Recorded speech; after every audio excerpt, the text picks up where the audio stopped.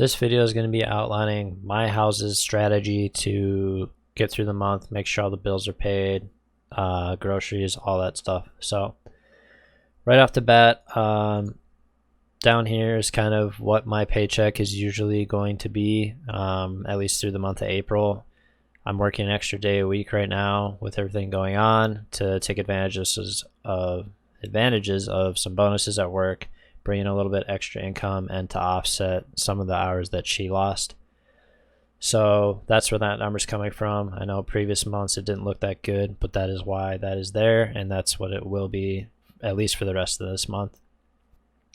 So continuing on, $50 of that $1,000 immediately gets pulled out on Friday to go to an emergency fund. We don't have much there for an emergency fund, so this is just a weekly recurring transaction I have set up to get that going. We're really paying down a lot of debts, so I want to keep that going, and if something does come up, I just want something ready. Most people that are financially savvy will say that you should have some sort of emergency fund, so that's what we're working on there. I will probably let this go for quite some time because $50 isn't that much. It's going to take time to build, and I don't know, I think something like 50 grand or something like that ready to go would be nice, but at the same time my investing side of that thinks that's too much, so it's hard to say what we'll end up doing. But for now, we're going to let that grow probably to a couple thousand and take it from there. So moving on, as some of you people probably know, $300 goes to investments every week. So effectively, that happens every Friday. I don't see it in my normal checking account. So we're left with $650, okay? And this is just my paychecks. So $650 left. We like to plan for $150, $200 a week for gas for the cars and food, toiletries, that kind of stuff. So really this number is more like $450 left over for bills, maybe $400.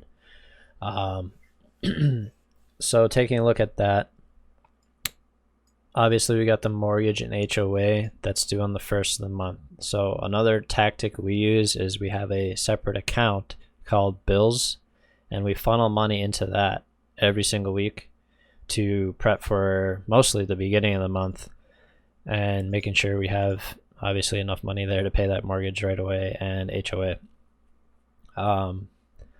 So yeah, with that, we usually take her second check and just deposit most of that into that bills account so it's ready to go by the beginning of next month.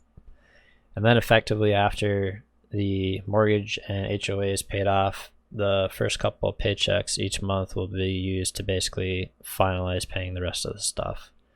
Most of our bills are paid before the month is halfway over. We've managed to get ahead on most of them, and we like to keep it that way. I mean, it's just a good feeling knowing you don't have a bill sitting on your table that needs to be paid. It's just done. So basically, right when these come in, we pay them off to stay on top of it. Makes it a lot easier on a week-to-week thing. Most of the payment due dates are kind of spread around, so that is nice. I think if you want to, you can actually call some providers and change the day that stuff is due. I'm not 100% on that, so don't quote me, but that might be something to look into when it comes to budgeting. I think the more spread out things are, it is easier to tackle. But anyways, so for April, I guess, what do we have left? So we have $200 to Brandon, which that's her babysitter. We can pay that at any time. Doesn't really matter. Utilities, she actually did pay that. It just hasn't fallen off the account yet, so I don't put it into here until I see it withdrawn out of my account. And the reason for that being is, again, it's just easier to see, okay, what money still needs to come out. So if I check my bank account and see that there's, say, only $300 in it right now, I can remember, okay, so this hasn't come out yet, so really it's only $200. See how that works? So moving on, gas bill, we haven't gotten that yet. And then my credit card, I can pay that anytime. We don't have the cash right now, so we're just waiting for another payday to knock that one out. Can't wait for this to be gone. But yeah, I guess one more thing. My Tahoe says 0 here, so with everything going on, my bank basically made it okay for us to skip a loan payment on that. I'm gonna take that $500. There's no fee or anything, and dump it onto either my line of credit or a credit card. There's a higher interest rate on that than my car loan, so theoretically, that's a smarter decision. I'm trying to snowball my debt away, so to get that traction, regardless, is just what's going to work for me. So, anyways, in a nutshell, that's how we budget in our house. Money in, money out. Everything's pretty much got its place. Getting gas every paycheck really helps more than you would think.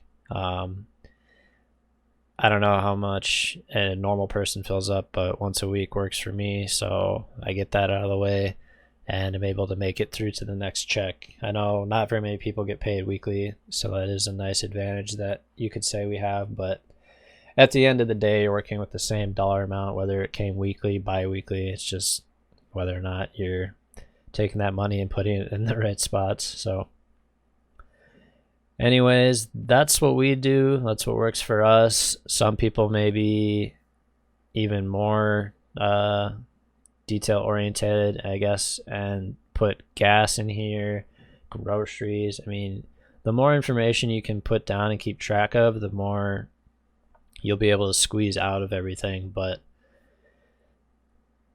that's just, this is what we do. It works for us, so we're going to keep doing it this way. Maybe it'll evolve over time. I've been doing this for a long time.